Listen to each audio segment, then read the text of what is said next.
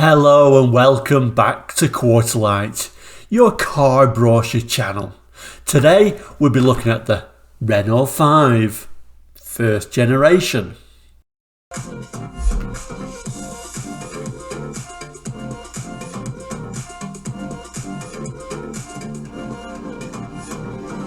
Welcome back, and if you are into car brochures, don't forget to subscribe.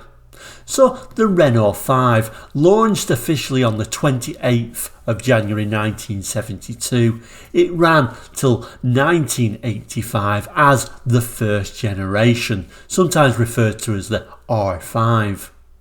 The second generation started in 1984 and ran up to 1996, sometimes known as the Super 5.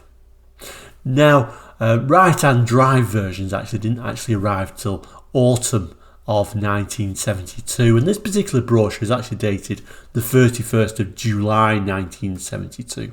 So a brochure ready for that very early cars, and there is a key difference with those first year cars, which we'll take a look at in that brochure. So let's have a look at that now. So here we have the Renault 5. Incidentally, this was France's best-selling car between 72 and 86, so it's very successful. These early cars in 72, you notice these sort of grey bumpers on, and there were some differences changed later on, but we'll concentrate on that first generation. This particular one does have a dealer stamp on it, and it's Aiken Motors Co Limited in Brentwood, Essex. So a UK brochure for the right-hand drive markets, and like I say, a very early brochure as they didn't arrive till the autumn of 72. So let's open this brochure and see what we can see inside. In fact, before we do that, we may as well look at the back page, because the back page simply just shows the rear of the car. I think initially actually the design was really to have these lights going all the way up to the top there, a little bit like a Volvo type of design, but they went for this more conventional lights, and I must admit I do prefer them. Renault 5 is one of my favourite car designs. I've always liked them since I was very young. I've never actually owned one, but like I say, it's right up there with one of my favourite designs. But anyway, let's open the brochure up and see what we can see inside. Okay, so as we open the brochure up, it doesn't really open conventionally. It kind of like opens like that and then it turns round again. Rather nice. And these lovely sort of bright colours of this brochure is really nice.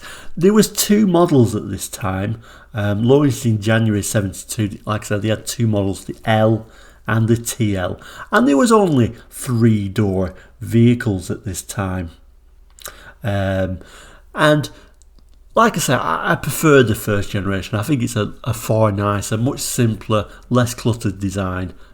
I do particularly like these early first generation models. There is some writing at the bottom, and we'll have a quick look at some of that. Okay, so we're not going to read all of this, but it's nice to start it off by saying the Renault 5 is an exciting new development in car design.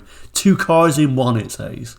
The Renault 5 was designed to cover both your town and country driving needs with equal ease. At last, one car to answer all your driving problems in town, in the country, or the open road. And it starts talking about the dimensions, etc., etc. And at the final, it tells us what the models are. The Renault 5 is available in 2 versions: the 5L with an 845cc engine, and the 5TL with 956 cc's. And it tells us there's more information at the end of this brochure, and we'll certainly look at the specification page later on. Basically, they featured things like a folding rear seat, those grey bumpers, wind-up windows, and then the higher spec model, the TL, added such luxuries as a vanity mirror and 3 ashtrays and reclining front seats. There's little bits of features like that which you would expect at this time. I do think this is a particularly unusual one, this red one featuring these red seats. I've never actually seen a red one with red seats like that. That's very unusual. But anyway, let's move on. And as we turn the page, it does actually show those red seats with the red car. A very unusual look, but it also shows simple features like no real exterior handle. You simply put your hand in the bodywork for the lever. A nice little cost saving feature. At the bottom here, it's really just telling you what a comfortable small car it is. And as we turn the page still further, it then shows us this nice interior shot of the Renault 5. This very nice sort of covered dashboard design, and it also, more importantly, shows the unique feature of these first year models with this gear lever that came straight out of the dash, a little bit like a Renault 4 or even a 2CV. Basically, the lever was a rod that ran to the front of the engine, over the top of the engine to attach to the gearbox right at the front there. This was changed in '73 for a more conventional gear lever, but they are really the rare ones with that dash mounted gear change. We will just have a quick look at that text as well. So straight away, it's saying from the very first glance, the layout and colour of the instruments create a feeling of comfort and well-being. This is the materialisation of a double vocation, efficiency and safety. For efficiency, instruments and controls grouped in front of the driver and close to hand, cutting down unnecessary movements, dials and warning lights gathered together under an anti-reflective visor to ensure easy readability. An abundance of equipment, heated rear window, 2-speed wipers, electric windscreen washer, variable fresh air system, electric blower, anti-theft steering locking, courtesy lights and vanity mirrors are all standard equipment. For security, a dashboard designed to be shock absorbent and collapsible, etc, etc. And then on the next page, it's really showing the Renault 5's practical side, being a hatchback. Remember, this is '72, so hatchbacks was still quite a novel idea. Of course, the Renault 5 would benefit from being a hatchback.